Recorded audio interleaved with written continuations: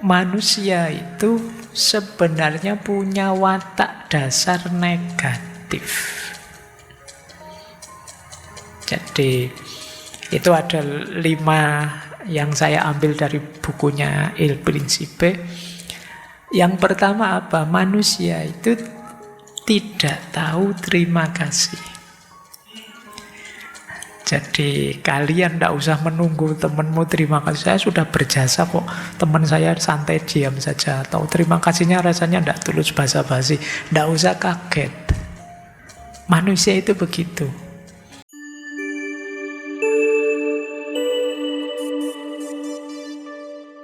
Assalamualaikum warahmatullahi wabarakatuh.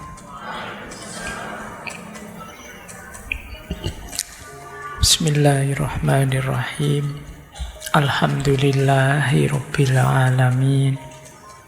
Assalatu wassalamu ala asyrafil anbiya'i wal mursalin, Sayyidina wa maulana Muhammadin wa ala alihi wa ashabihi wa man tabi'ahum bi ihsanin ila yaumiddin. Amma ba'du. Bismillah. Mari kita lanjutkan pelajaran kita, istiqomah kita melakukan kajian. Malam hari ini kita melanjutkan tokoh etika politik. Meskipun sebenarnya tokoh yang kita kaji malam hari ini tidak bisa disebut tokoh etis. Beliau justru dikenal kebalikannya, anti mempertautkan etika dengan politik. Beliau punya perspektifnya sendiri tentang praksis politik. Nama beliau terkenal sekali, tentu saja bagi yang kenal ya. Yang tidak kenal ya tidak kenal. Mungkin teman-teman yang mahasiswa pernah mendengar nama beliau, Niccolo Machiavelli. Nah, tema-tema ini itu sebenarnya menarik untuk kita lihat ya. Tidak ada orang yang mau disebut berpolitik pragmatis atau berpolitik praktis tanpa peduli etika. Tapi dalam prakteknya sepanjang sejarah, praksis politik itu banyak sekali mengabaikan norma-norma etik. Nah, nanti kita lihat ya perspektif beliau yang orang lebih menyebutnya ini jenis filsafat realisme.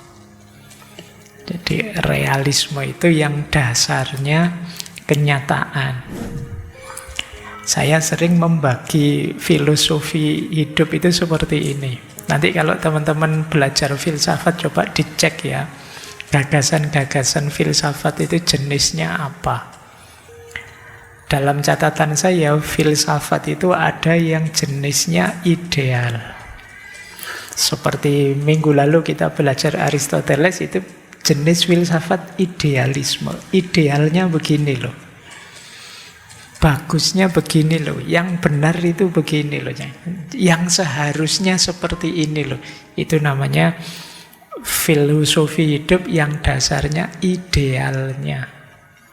Kadang-kadang kita itu kalau untuk menilai diri kita pakai dasar idealnya, sehingga nganggap diri kita itu mesti baik saja.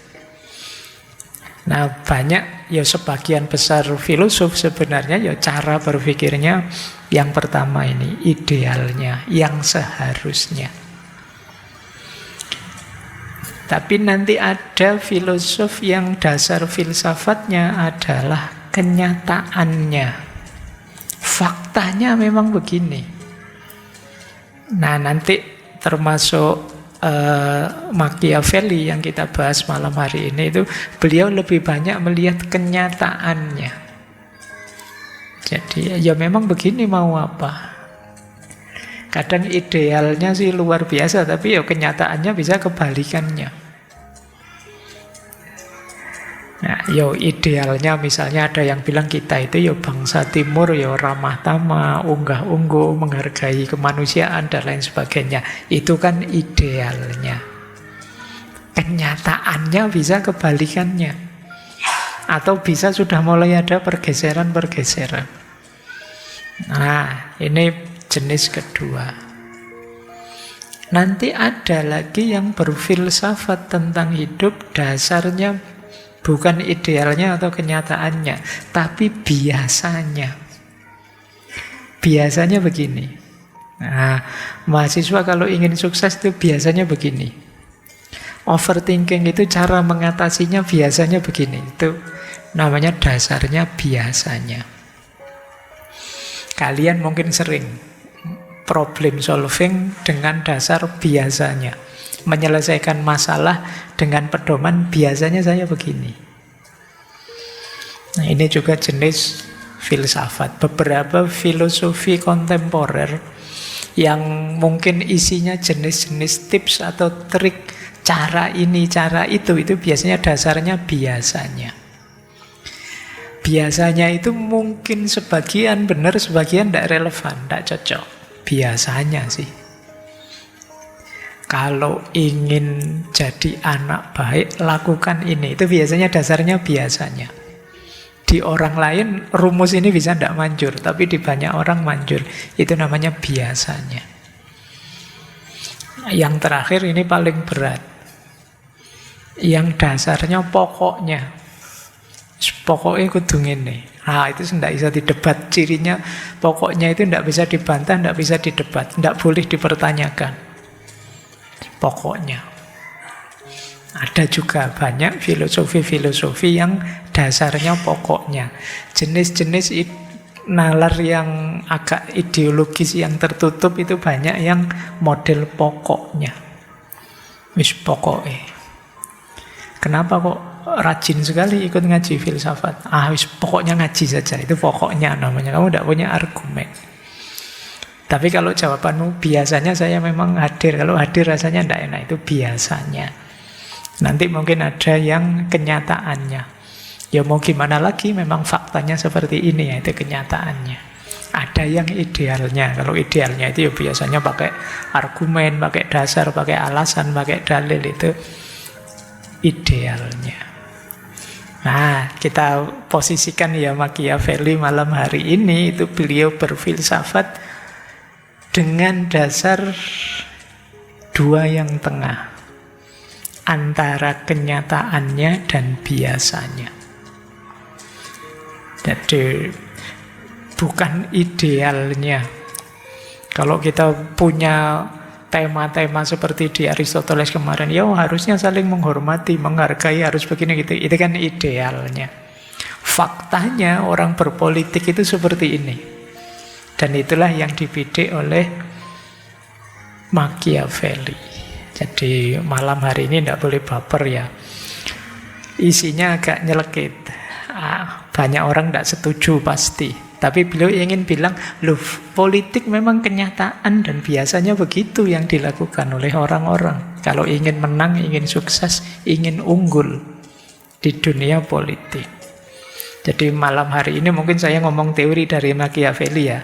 Contohnya sedikit saja, kalian sudah punya banyak contoh sendiri. Tinggal kalian cari di sekelilingmu mungkin ada. Baik. Jadi ini pemetaan namanya, dari sisi yang berbeda tentang filsafat. Kita lanjutkan. Tadi saya kasih judul Machiavelli itu jenis pragmatisme politik. Pragmatisme itu apa? Pragmatisme itu dikenal sebagai filsafat yang mengutamakan hasil daripada proses. Itu namanya pragmatisme. Dikenal sebagai jenis filsafat khas Amerika. Jadi tokoh-tokoh yang di situ saya tulis itu Amerikan semua. Ada William James, ada Charles Peirce, ada John Dewey. Itu tokoh-tokoh pragmatisme Amerika. Cirinya di situ saya tulis beberapa ya. Ini nanti silakan teman-teman baca sendiri, saya ringkes saja. Ini untuk mengantarkan kita biar tidak salah paham terhadap Machiavelli. Jadi pragmatisme itu fokus pada hasil praktis. Jadi kalau ada ide atau gagasan, dinilai hasil praktisnya. Kamu ikut ngaji sudah sekian tahun, itu hasilnya apa? Tidak tahu Pak saya itu, paling bulat, paling tidak jelas apa itu. Berarti kamu salah secara pragmatis, tidak ada gunanya. Itu pragmatisme. Jadi dilihat hasil konkretnya apa. Kamu kuliah sudah hampir 7 tahun ini, hasilnya apa? Kalau kamu tidak bisa jawab hasilnya apa, ya kuliahmu meaningless, tidak ada gunanya. Jadi orang-orang pragmatis itu fokus pada hasil.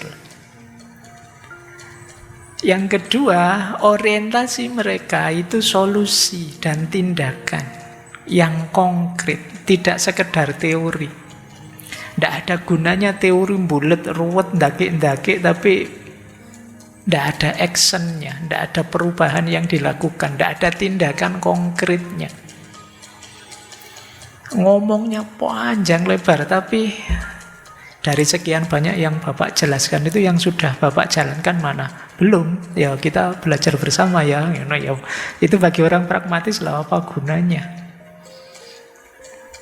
Jadi ada fokus pada solusi dan tindakan konkret. Nah, ini 2 ciri yang pertama itu dari William James. Ada lagi ciri dari Charles Peirce. Orang pragmatis itu biasanya fleksibel. Lihat situasi.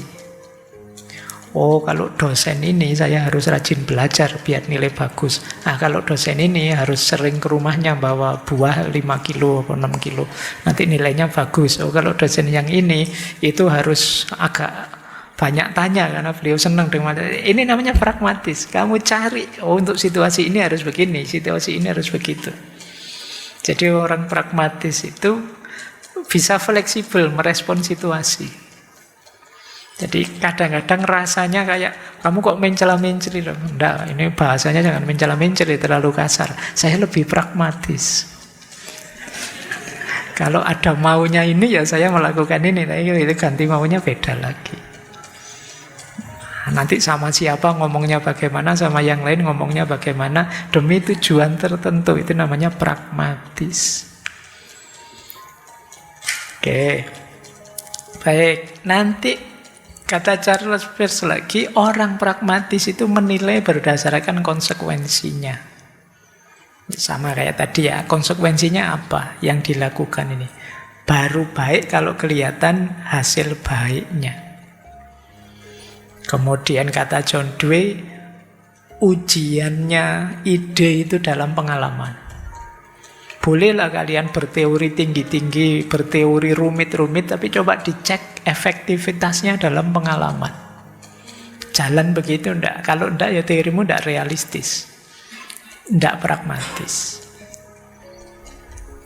Nah, ide pada akhirnya dianggap sebagai hanya alat. Karena fokusnya pada tujuan, kata John Dewey. Pikiran kita itu hanya jembatan untuk tindakan, untuk perubahan. Jadi dia tidak vital. Yang vital itu tindakan dan perubahan yang kita lakukan. Bukan pikiran. Ide, gagasan itu tidak ada gunanya kalau tidak punya daya rubah. Tidak ada actionnya. Pikiran tinggi-tinggi tidak ada actionnya, tidak ada gunanya. Maka sebenarnya pikiran itu tidak segalanya. Pikiran hanya jembatan saja untuk melakukan perubahan. Nah, ini namanya pragmatisme. Kapan-kapan boleh kalian diskusikan ini. Hidup itu enaknya gimana Pak? Idealis, realistis, pragmatis, atau daripada capek lebih enak pakai pokoknya tadi lah Pak. Yang penting inilah, pokoknya itulah. Itu kan yang sekarang banyak kita lihat di sekeliling kita ya. Baik, jadi berarti apa?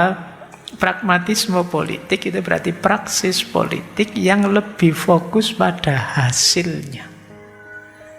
Jadi prosesnya monggo saja. Yang penting hasilnya apa? Kekuasaan, kemenangan, keunggulan. Ya yang penting hasilnya kelihatan. Entah caranya bagaimana. Makanya nanti Machiavelli itu dikenal sebagai pelopor semboyan tujuan menghalalkan cara. And justify means. Jadi terserahlah mau gombal, mau bohong, mau apa, yang penting sukses. Nah, yang penting berhasil, itu berarti benar sudah. Jadi benar salahnya dilihat di hasilnya. Yang penting kan dapat ijazah, Pak. Nah, meskipun, nah itu, yang penting kan jadi guru besar. Yang penting kan, nah itu kayak gini nih, logika pragmatis namanya. Oke ya, itu nanti diskusi mula. Yuk kita lanjutkan. Jadi itulah pragmatisme. Nah, politik sekarang. Kalau tadi pragmatisnya, sekarang politiknya. Ada banyak sekali teori politik, cuma dalam praksisnya politik itu bisa bermakna positif, bisa bermakna negatif dalam wacananya. Jadi kan banyak orang yang nganggep politik itu negatif. Kemarin ada beberapa contoh juga. Tapi secara idealis sebenarnya ya politik itu ya positif. Kalau tidak ada politik, gimana kita menata hidup bersama orang lain? Jadi berarti ada banyak makna. Nah itu beberapa yang saya tulis ya. Politik itu apa sih? Ada yang menganggap memaknai politik itu ya manifestasi dari fitrah sosial manusia.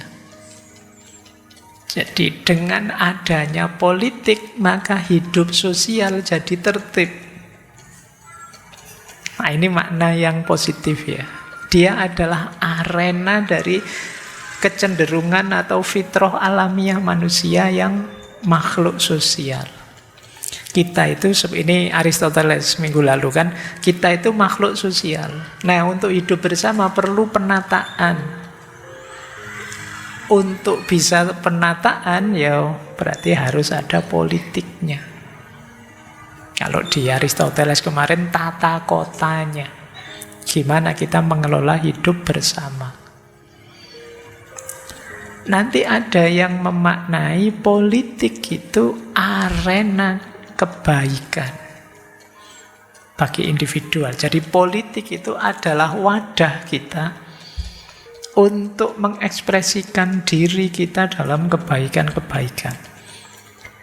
Makna seperti ini bisa kita temukan misalnya dalam mana-mana politik yang lebih sofistik. Mungkin yang lebih berhubungan dengan akhlak, moral, pengembangan diri. Jadi ada arena untuk kita melakukan kebaikan khususnya kepada sesama kita. Nah, arena itu namanya politik. Politiklah yang menata kepada siapa kita harus berbuat baik, kepada siapa harus kita hargai, kapan kita patuh, kapan kita harus bergerak sendiri, dan lain sebagainya. Makanya disebut arena kebaikan. Nah, sehingga politik menjadi jalan pengembangan diri. Ada dua makna yang orang sering menganggapnya negatif, tapi dalam prakteknya paling sering kelihatan.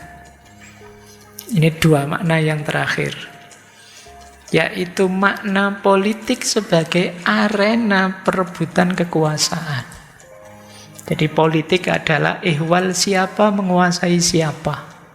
Siapa yang menang dia berkuasa, siapa yang kalah dia inferior dikuasai. Ini makna yang ketiga, yang sering orang menganggapnya negatif. Ada makna yang keempat, yaitu politik sebagai arena mencari keuntungan. Jadi politik itu sebenarnya secara umum lebih pada tadi ya tata sosial, tapi banyak orang menganggap politik itu bagian dari karir, pekerjaan. Yang di situ dia dapat gaji, dapat uang, dapat kekayaan. Ini pemaknaan di makna yang terakhir. Jadi, ayolah kita terjun ke politik biar kaya. Misalnya, ini makna yang terakhir. Mencari keuntungan dari politik. Jadi mungkin disetarakan dengan pekerjaan, jadi dokter, apa jadi guru, apa jadi apa, terus jadi politikus, jadi DPR, apa jadi apa. Ini makna yang terakhir. Tujuannya apa? Mencari uang. Nah, ya tentu saja kalau ada di makna yang terakhir itu, yang terjadi kemudian perlombaan, banyak-banyakan gaji, banyak-banyakan uang, yang dapat sedikit terus merasa sah untuk korupsi, dan lain sebagainya. Itu di pemaknaan yang terakhir. Kalau di pemaknaan sebelumnya, kehilangan uang banyak tidak apa-apa, asal menang dan dapat kekuasaan. Kalau sudah dapat kekuasaan, mau apa saja bisa, jangankan kaya. Nah, itu perspektif sebelumnya. Kalau ingin lebih ideal di dua pemaknaan yang pertama. Oke ya, jadi teman-teman nanti kalau jadi politikus semoga ada di yang pertama dan yang kedua. Entah kalian di level mana saja, dan diingat-ingat jangan ada di dua yang terakhir. Kalau ada di dua yang terakhir, mulai sekarang niatnya diluruskan. Ada yang keliru dalam niat itu. Meskipun ternyata setelah diamati oleh Machiavelli, secara pragmatis, realistis, politik itu banyak dipraktekkan di dua makna yang terakhir. Nah, ini nanti kita lihat ya. Dan bagi Machiavelli sah-sah saja yang seperti itu. Itulah mengapa nanti dalam wacana politik ada istilah Machiavellian. Machiavellian itu makna populernya memang agak negatif. Kalau kalian dianggap, wah kamu alirannya apa? Saya Machiavellian, itu mungkin nggak ada orang berani bilang begitu. Kenapa? Karena maknanya negatif. Jadi secara populer, Machiavellian itu orang yang membolehkan penipuan, manipulasi, dan kelicikan demi mendapat kekuasaan.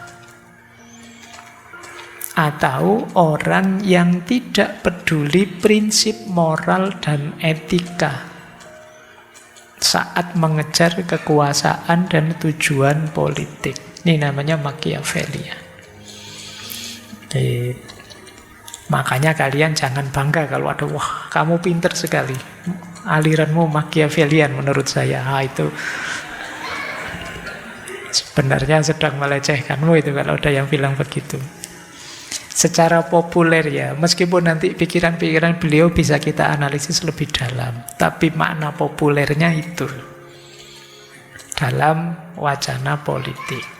Kenapa bisa begitu? Nanti ada beberapa asumsi yang mendasarinya.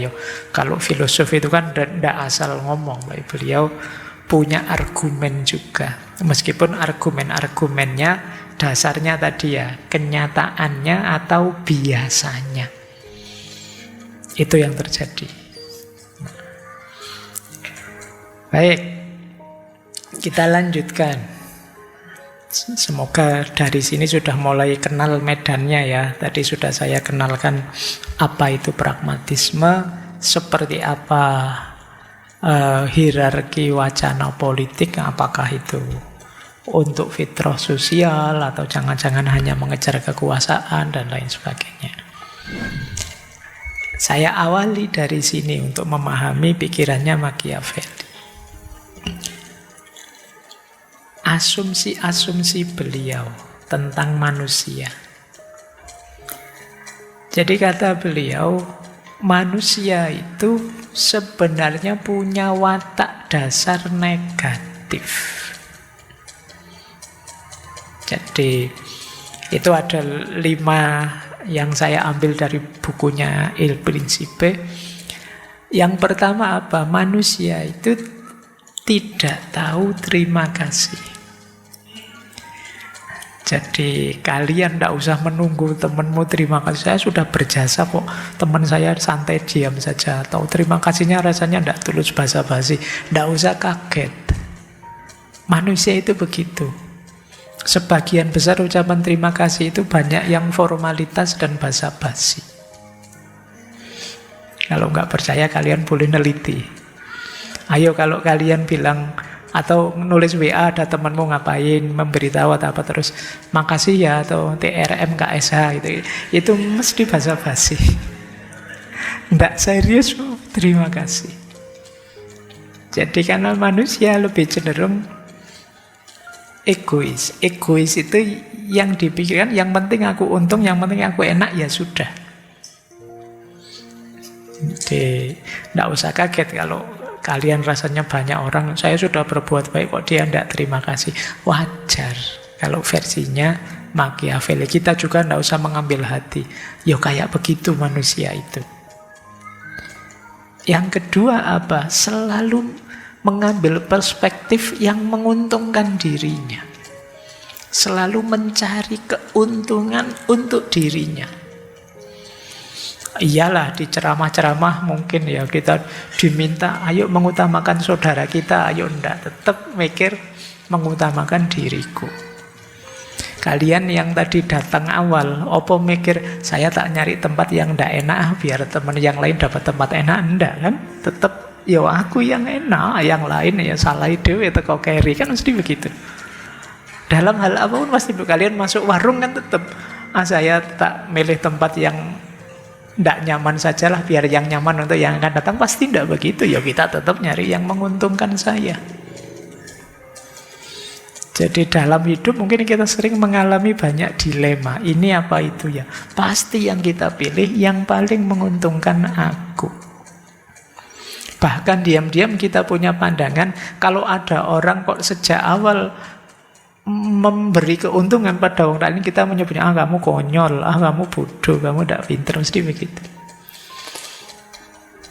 Apa-apalah kalau kalian nonton film misalnya di 21 milih kursi itu apa ya terus saya kursi yang tidak enak saja biar yang enak, kan tidak begitu.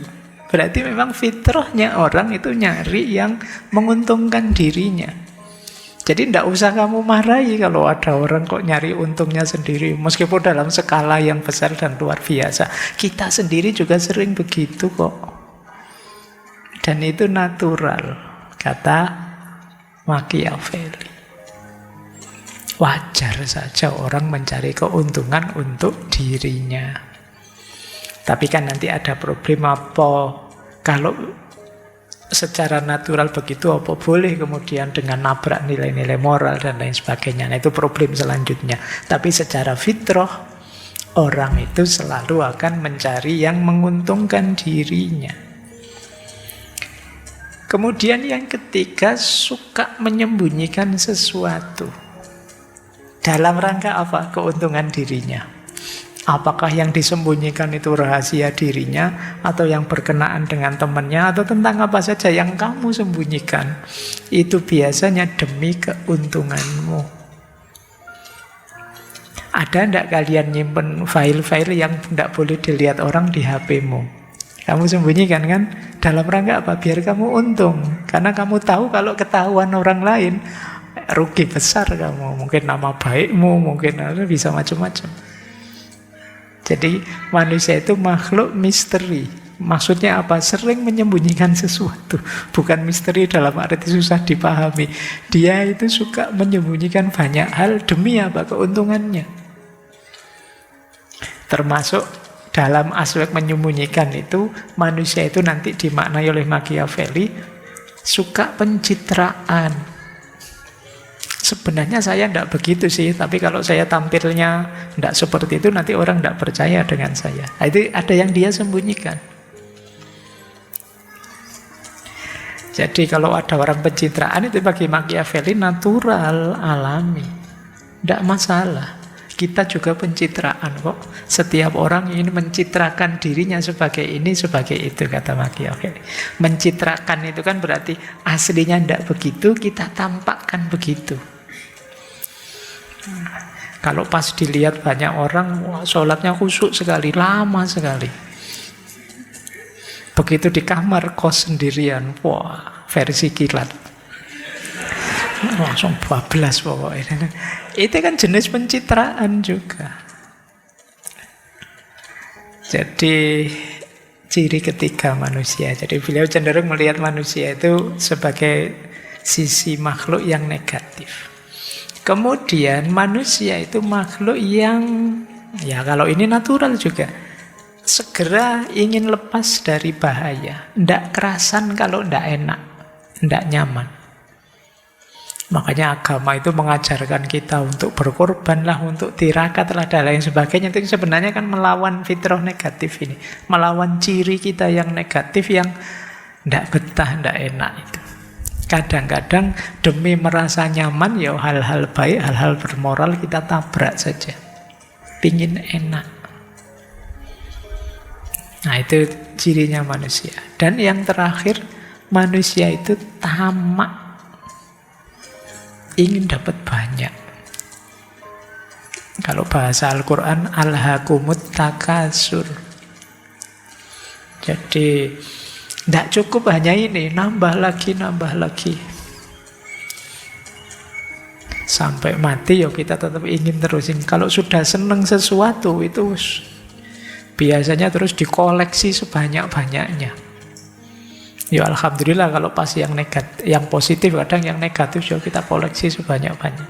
Apa saja itu. Kadang hal-hal yang tidak ada pentingnya sama sekali, kita juga kok ingin punya sebanyak-banyaknya. Dulu pernah kita belajar di hidup yang minimalis itu ya. Coba kalian nanti kalau pulang ke kamar kosmu atau ke rumah, coba cek barangmu satu-satu, kemudian kamu cek ini gunanya apa, ini gunanya apa, ini gunanya apa. Nanti akan ada sangat banyak yang jadi nggak terlalu penting. Tapi tamak. Buktinya apa? Nanti kalau pas buka e-commerce, apa Shopee, apa Tokopedia, itu kan mesti kamu kejar yang sedang sale, yang sedang flash, yang sedang apa gitu. Padahal ya tidak butuh sih, mumpung murah. Terus kamu beli sebanyak-banyaknya. Ini namanya tamak. Nah, ini asumsi beliau tentang manusia. Dan banyak sebenarnya hal-hal negatif yang diuraikan oleh Machiavelli tentang bagaimana manusia itu banyak sekali sifat-sifat negatifnya. Ada beberapa contoh ini saya ambil, misalnya betapa manusia itu kayak tadi ya, mencari nyaman. Ini menarik. Yang pertama dia bilang begini, antara lain, orang itu kadang-kadang harus kita perlakukan dengan murah hati atau sekalian kita hancurkan. Jadi kalau kita ingin baik, ya sekalian ayo baik. Kalau memang musuhan, yuk ayo kita hancurkan sekalian. Biar tidak setengah-setengah. Alasannya apa? Kalau kita hancurkan sedikit, dia mesti balas dendam. Kalau kita hancurkan sekalian hancur, dia tidak akan berani sama kita. Dia takut mesti kan, tidak akan balas dendam.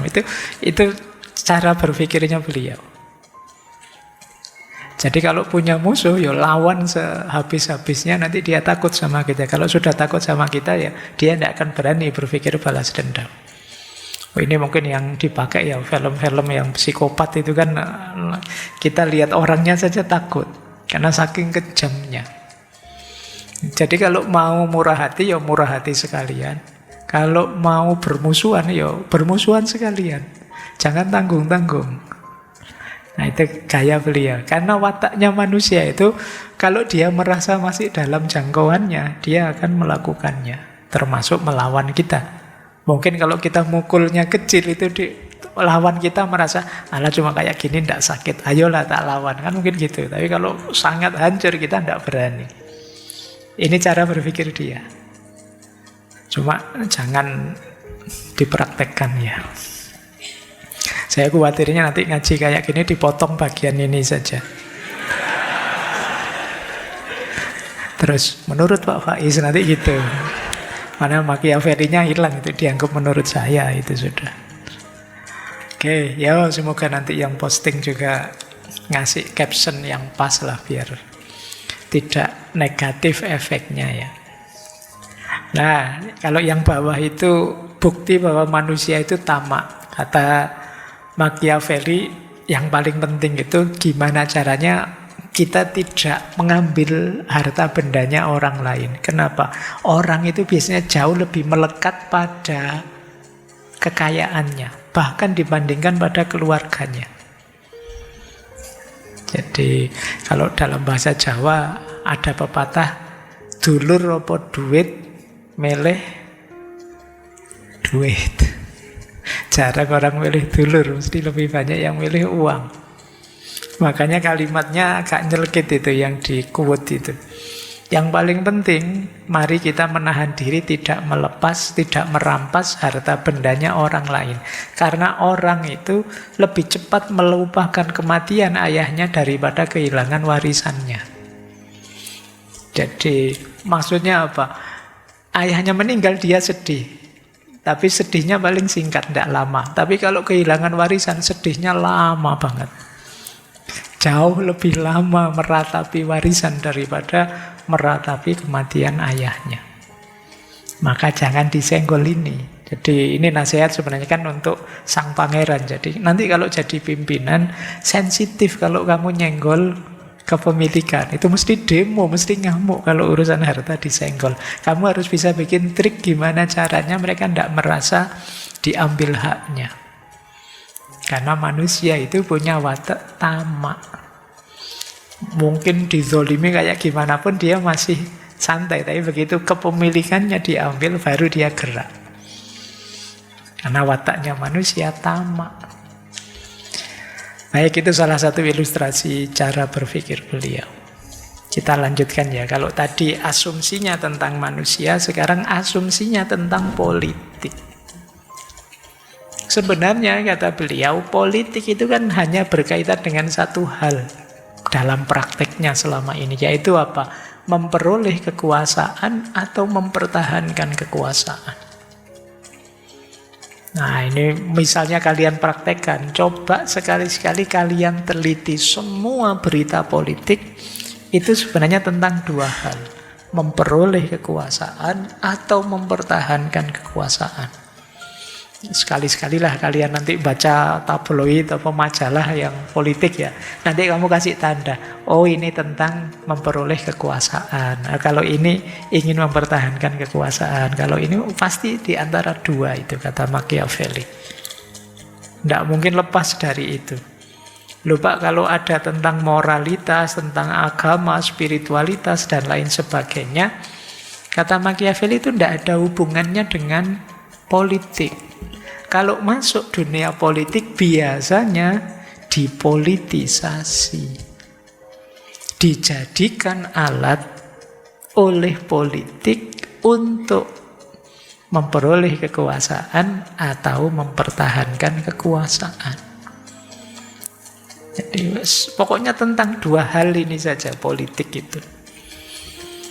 Nah, maka seorang politikus, apalagi pemimpin atau sang pangeran, harus punya kemampuan yang tinggi untuk memperoleh kekuasaan atau mempertahankan kekuasaan. Disinilah nanti di buku Principe itu beliau menjelaskan banyak, ini loh strategimu untuk memperoleh kekuasaan atau mempertahankan kekuasaan. Dan itu dijelaskan di buku itu. Semoga teman-teman sudah pernah baca bukunya, Sang Pangeran. Nah, ini quote terkenal sekali dari beliau.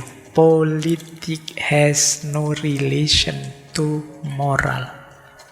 Politik itu tidak ada hubungannya dengan moral. Kata beliau ya, bukan saya, tak kasih nama itu bawahnya. Jadi jangan dimarahi kalau ada orang madhabnya Machiavellian terus abai moral. Karena ya tidak ada. Seandainya orang teriak-teriak moral lah, teriak-teriak apa spiritualitas dan lain sebagainya, kata Machiavelli, yaitu kalau di dunia politik hanya jadi kendaraan politik. Untuk apa? Meraih kekuasaan atau mempertahankan kekuasaan. Itulah prinsip dasarnya. Nah, disitulah beliau terus nanti ngasih nasihat banyak sekali pada sang pangeran. Ya, dari Florence, Italia Utara saat itu ya. Caranya bagaimana? Dasarnya apa sih nasihat-nasihat yang beliau berikan itu? Ya dasarnya membaca sejarah politik yang selama ini sudah berjalan. Kata beliau, everyone who want to know what will happen ought to examine what has happened. Setiap orang yang ingin tahu apa yang akan terjadi harus memeriksa apa yang telah terjadi. Biar tidak kejeblos dua kali. Segala sesuatu di dunia ini pada zaman apapun punya replikanya di zaman kuno. Silahkan teman-teman lihat fenomena politik apapun yang ada hari ini, itu sudah ada contohnya jauh di masa lalu. Bahkan sejak zaman kerajaan-kerajaan, sejak zaman itu sudah ada. Hanya manusia yang malas membaca saja yang bolak-balik tertipu dalam hal yang sama. Jadi beliau ini memberi nasihat banyak sesuai praktek politik yang sebelumnya terjadi. Kalau ingin menang seperti ini, kalau ingin sukses seperti ini. Jadi kalau ada yang tanya buku itu disusun dasarnya apa ngarang apa kira-kira enggak. Beliau membaca sejarah sebelumnya selama ini. Yang dari situ terus disimpulkan tips and trik praktisnya. Tidak sekedar teori-teori yang melangit tentang politik, tapi sudahlah ringkesnya gini loh. Politik itu kan tentang meraih kekuasaan dan mempertahankan kekuasaan. Caranya ini loh. Nah, itu isinya buku Il Principe. Nah, baik. Ini materinya agak panjang, jadi teman-teman siap-siap stamina ya. Dan juga banyak yang mengagetkan mungkin. Dasarnya apa? Kalau ingin jadi pemimpin yang kuat, ada dua nanti, yaitu virtu dan fortuna. Yang pertama virtu. Virtu itu kompetensi personal. Kalian harus capable, harus punya kompetensi kalau pengen jadi pemimpin. Ya secara umum uraian beliau, virtu itu cirinya misalnya antara lain ya rajin atau tekun dan paham tentang politik. Ya kalau kalian tidak paham politik, masuk dunia politik habis. Harus paham. Yang kedua cerdik. Sebenarnya cerdik itu kalau di Machiavelli banyak orang memaknainya licik. Ya, cerdas, cerdik, licik itu kan sebenarnya satu tipe proses di dalamnya. Yang membedakan kan nanti arah, orientasi, dan tujuannya. Jadi pemimpin harus pinter, harus cerdik. Baik saat berhadapan dengan kawan maupun lawan. Yang ketiga, ahli perang sekaligus ahli diplomasi. Jadi ini dua-duanya penting ya. Jangan hanya bisa berunding saja. Perang juga harus bisa. Ya ahli perang itu bukan berarti perang sendiri, tapi bisa memimpin militer, pasukan perang, kata beliau. Dan juga diplomasi. Ini kompetensi. Kemudian mandiri dalam berpikir, tidak bergantung nasihat atau kekuatan orang lain. Silahkan saja, kata beliau, orang lain memberi nasihat, tapi keputusan harus di tangan kita. Kalau keputusannya ditempelkan, disandarkan di luar diri, berarti dia tidak capable.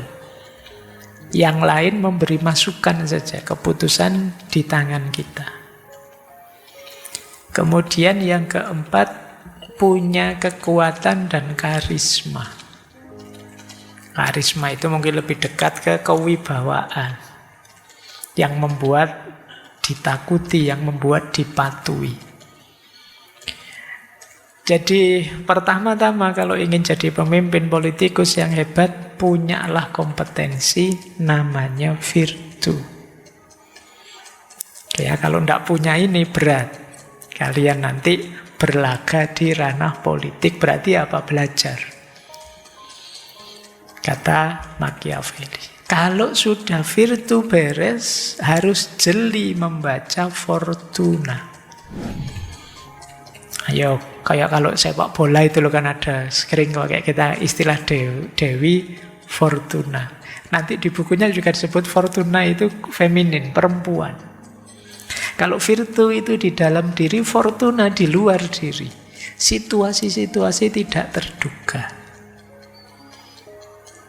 Realitas yang kadang-kadang tidak bisa kita kontrol, itu fortuna.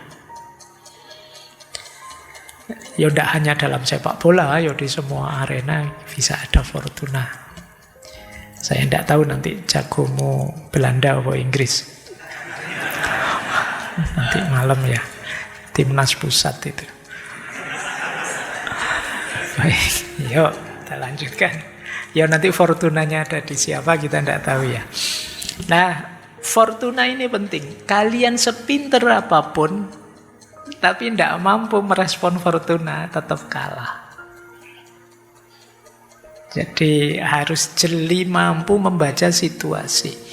Ada dua cara kita membaca fortuna, menyikapi fortuna, kata Machiavelli. Yang pertama apa? Hati-hati dan mudah beradaptasi. Jadi tidak kaku. Oh situasinya begini, ya saya geser ke situ sekarang. Nah itu, wah ini menuntut sabar ini. Oke siap, saya sabar. Wah ini saya harus marah ini. Oh marah bisa kok, ayo marah. Ini namanya orang yang pintar menyikapi fortuna. Mampu beradaptasi. Tidak begitu terus. Tapi kalau memang situasinya menuntut berubah, saya siap berubah. Dulu memang kuliah itu begitu, sekarang begini. Itu fortuna. Ada enggak sekarang yang merasa dirugikan oleh ChatGPT atau merasa diuntungkan oleh ChatGPT? Tapi berhubung yang namanya dunia artificial intelligence seperti ChatGPT itu tidak bisa dibendung, ya kalian tetap harus bisa menyikapinya dan beradaptasi. Kalau tidak, tetap akan ketinggalan kita. Kalian sulit untuk dapat fortuna kalau begitu. Ya kan? Ya nanti orang yang dapat fortunya mungkin dalam bahasa Inggris namanya fortuner. Urusannya mobil nanti ya. Baik, yang kedua apa? Yang paling hebat dari seorang pemimpin menghadapi fortuna apa? Bisa memanfaatkan keadaan untuk mengambil keuntungan. Nah, ini lebih hebat lagi. Kalau tadi kan cuma beradaptasi. Nah, kalau ini bisa memanfaatkan keadaan. Mumpung situasinya begini, saya begini. Ya, kalau mahasiswa saya tahu lah. Yang nomor 2 ini sering dilakukan. Kalau contohnya ChatGPT tadi. Mumpung ada ChatGPT, ada tugas makalah gampang itu. Nah, mungkin bisa begitu. Tapi ini maksudnya skalanya luas ya, tidak sekedar makalah. Jadi pemimpin yang hebat itu ada situasi apapun, dia bisa memanfaatkannya untuk mendapat keuntungan. Dan seandainya ada resiko, dia bisa memperkecil resiko itu. Berarti pimpinan yang hebat. Maka rumusnya kekuasaan adalah virtu plus fortuna. Kalau kalian punya dua ini akan menang. Kalau terjun ke dunia politik, kata Machiavelli. Ketika kita dikepung oleh fortuna, kita siap. Virtu kita memadai untuk menyikapinya. Nah, kalau kita bisa melakukan itu, berarti ya kita menang sudah. Baik, jadi ini rumus untuk masuk atau terjun ke dunia politik. Bekalnya virtu dan fortuna. Makanya nanti ada yang bilang Machiavelli itu menggeser etika politik dari virtu kebijaksanaan menjadi virtu yang isinya kompetensi dan kapasitas politik. Kalau virtu yang sebelumnya seperti di Aristoteles kan kebaikan, kebajikan, kebijaksanaan. Nah, sekarang digeser lebih pada kompetensi untuk berlaga di arena fortuna. Kalau kalian bisa memadukan dua hal ini, kalian menang. Baik, nah itu tadi bekalnya ya. Setelah ini kita membahas caranya. Ini yang oleh banyak orang nanti disebut pragmatis tadi. Boleh ambil nafas sebentar, biar tidak tegang.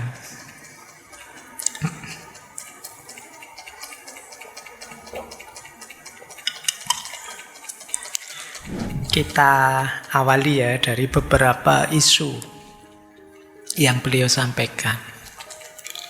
Yang pertama, kalau ini terkenal sekali nasihat beliau, it is better to be feared than loved if you cannot be both. Ini nanti yang berhubungan dengan hukum dan ketentaraan militer. Kata beliau, kalau kita jadi pemimpin, kalau bisa dicintai sekaligus ditakuti itu hebat, tapi kan sulit.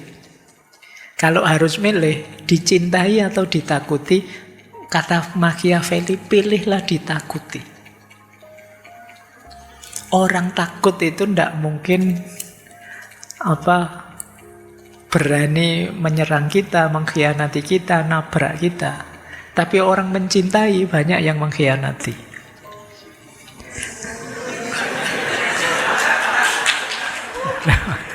Nah, iya kan itu Machiavelli begitu kan banyak, ceritanya ya banyak. Jadi sudah cinta segitunya berkhianat. Jadi cinta masih bisa berubah jadi pengkhianatan, tapi kalau takut tidak. Kalau sudah takut ya kamu mengkeret sudah. Jadi kalau harus milih ditakuti apa dicintai, pilihlah ditakuti. Akan lebih aman untuk kekuasaanmu. Jadi manusia itu kalau sekedar cinta, begitu dia merasa terancam atau merasa ada keuntungan lebih besar, dia bisa mengkhianati cinta. Tapi kalau takut, tidak akan berani dia. Makanya antara hukum atau undang-undang dengan kekuatan militer, kekerasan, kata Machiavelli, hukum atau undang-undang ini tidak akan jalan kalau tidak didampingi oleh kekuatan militer. Kalau tidak ada tentaranya yang ngawal hukum atau undang-undang itu, sulit. Ketika ada tentaranya, ada militernya yang ngawal, orang lebih mudah patuh. Kalian patuh peraturan lalu lintas lebih banyak disetir oleh kesadaranmu apa takut polisi? Sebagian besar karena kan takut polisi. Jadi ya orang memang kalau pakai berpikir idealnya tadi, ya orang harusnya sadar, jadi orang baik, tidak menyakiti orang lain, kan begitu idealnya. Tapi dalam kenyataannya banyak kebaikan yang kita lakukan itu karena takut. Kok tidak nyontek Mas Ujian? Takut Pak, pengawasnya ngeri. Kayak kamu tidak nyontek bukan karena sadar, cuma pengawasnya ngawasi terus. Kok sekarang tidak pernah pulang malam lagi? Takut dimarahi orang tua. Jadi energi ketakutan itu luar biasa ternyata untuk menciptakan stabilitas. Maka kata Machiavelli, kamu lebih milih mana? Jadi pemimpin yang dicintai apa ditakuti? Kalau harus milih, ya kalau bisa dua-duanya. Tapi kalau harus milih, ditakuti saja. Nah, baik. Ini jangan langsung diiyakan ya nanti kapan-kapan. Ini menurut beliau. Nanti kalau ada momen kita kritisi lebih dalam. Ini pelajaran pertama dari beliau.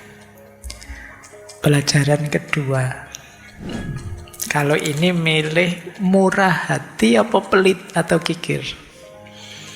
Kata Machiavelli, kalau seorang pangeran terlalu bermurah hati pada rakyatnya, dia tidak akan dihargai.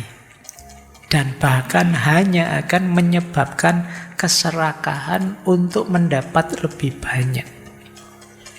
Di sisi lain, terlalu murah hati itu tidak ekonomis. Karena pada akhirnya semua sumber daya akan habis, akibatnya pajaknya naik lebih tinggi. Jadi pemimpin jangan terlalu murah hati. Meskipun kalau dia memutuskan berhenti atau membatasi kedermawanannya, ia akan dicap sebagai orang yang kikir. Nah, ini kan dua-duanya efeknya negatif. Kalau kita terlalu murah hati, masyarakatnya jadi manja, tambah serakah. Terus biayanya besar. Kalau kita kikir atau pelit, ya kita dituduh pemimpin yang pelit, tidak menyejahterakan. Kata Machiavelli, dilema dua ini lebih baik kita dibenci masyarakat karena kurang dermawan daripada kita juga dibenci karena kikir. Dua-duanya kita akan dibenci. Jadi terlalu pemurah, orang manja akhirnya minta lebih banyak, kita rugi besar. Kita kikir, orang marah karena kekikiran kita. Tidak apa-apa, milih saja dibenci karena kikir. Minimal apa? Kita masih kaya. Wong sama-sama ndak enak, efeknya ya tetap milih yang menguntungkan kita. Jadi kata beliau, tidak apa. Wong sama-sama dibenci, rakyatnya memang sedang membenci semua, ya sudah, pilih saja pelit. Dasar pemimpin pelit tidak apa-apa. Wong yo nanti kita ngasih banyak, pemimpin kok tidak adil, pemimpin malah dia, ya wis lah pelit saja sekalian. Itu mungkin maunya Machiavelli begitu. Tapi ada pemimpin yang hebat. Kata beliau, dibandingkan dua tadi, apa? Membelanjakan yang jadi miliknya orang lain. Tetap dermawan, tapi yang dibagi bukan milik kita. Nah, miliknya orang lain ini jauh lebih hebat. Kita tidak rugi apa-apa, dapat cap dermawan. Nah, yang dibagi bukan milik kita, tidak apa-apa. Nah, ini lebih hebat pemimpin yang kayak gini. Kenapa? Karena yang menyakitkan bagi kita itu kan kalau uang kita sendiri yang habis. Kalau uangnya orang lain kan tidak apa-apa. Nah, ini kalau ada yang begini, kata Machiavelli, jauh lebih hebat itu.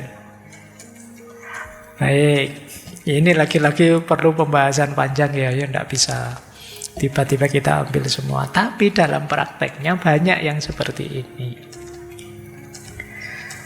Terus, nah ini kesimpulan saya, semoga teman-teman tidak ngambil ini ya. Ya pemimpin itu ya sejogjanya, seyogyanya, bukan sesolonya. Seyogyanya baik, sebaiknya ya terpuji lah. Tapi kalau memang perlu ya tidak apa-apa, jahat. Kalimatnya menarik ya. Ya harus bisa, harus tegel. Jadi alasannya apa ya? Dalam, kata beliau begini, dalam mengelola masyarakat dan negara, seorang pemimpin tidak boleh menyimpang dari jalan kebajikan. Tapi juga harus tahu caranya melakukan kejahatan, siapa tahu kapan-kapan dibutuhkan. Jujur bisa sih, curang kadang-kadang ya bisa. Demi apa? Itu sebenarnya nanti ada alasannya kenapa beliau sampai begini. Ya sama kan, memang kadang-kadang sistem etik itu antara kondisi biasa dengan kondisi gawat kan memang beda. Membunuh itu dalam kondisi biasa ya kriminal, tapi dalam kondisi perang itu ya tidak masalah. Nah itu maka beliau, ya orang itu harus jadi orang baik juga bisa, tapi kadang-kadang agak jahat juga harus mampu. Kenapa? Situasi kadang nuntut itu. Jadi seorang pemimpin harus mampu semuanya. Kata beliau, kalau memang seorang pemimpin bermaksud menjayakan negara, maka metode apapun yang dipakai layak dipuji dan dihargai. Ini untuk kepentingan negara loh ya, bukan untuk kepentingan saya. Sama seperti tadi, urusan dermawan ngasih orang itu kan bukan untuk kepentingan dia, tapi biar asetnya negara tidak habis. Jadi ada bantuan dari luar, tidak apa-apa, ya bantuan dari luar itu aja yang dibagi. Milik kita masih aman. Itu sebenarnya kepentingannya kepentingan negara. Dan itu yang disebut pemimpin hebat, kata Machiavelli. Nah, jadi dia jadi baik bisa, bila perlu jahat juga mampu. Kenapa kok tidak baik saja, Pak? Ini menarik kalimat beliau. Faktanya, kata beliau, orang yang ingin berbuat baik dalam segala hal pasti akan mengalami banyak kesedihan di antara banyak orang yang tidak berbudi luhur. Kalau memang masyarakatnya sudah kacau rusak, kita yang berkomitmen jadi orang baik itu akan lebih sering stres. Ini mirip dengan Ronggo Warsito bulan lalu itu kan. Ya kalau semuanya sudah edan, satu-satunya orang baik akan dianggap yang edan. Kalau teman-teman hari ini sering gelisah, sering sumpah gimana sih yo di medsos itu kok begitu, gimana sih yo orang-orang ini, kita gelisah. Kemungkinan sesuai rumusnya Machiavelli ini, karena kita ingin konsisten jadi baik terus, begitu ketemu circle yang isinya orang-orang yang tidak baik, terus kita stres. Nah, maka kata beliau tadi, kalau pemimpin dia harus bisa ngerti banyak medan. Tidak hanya medan-medan kebaikan, medan-medan keburukan, kejahatan, dia juga mampu mengelola, menguasai. Makanya kalimatnya ya baik, oke. Kalau dijajak buruk, tantang-tantangan, ayo siapa takut.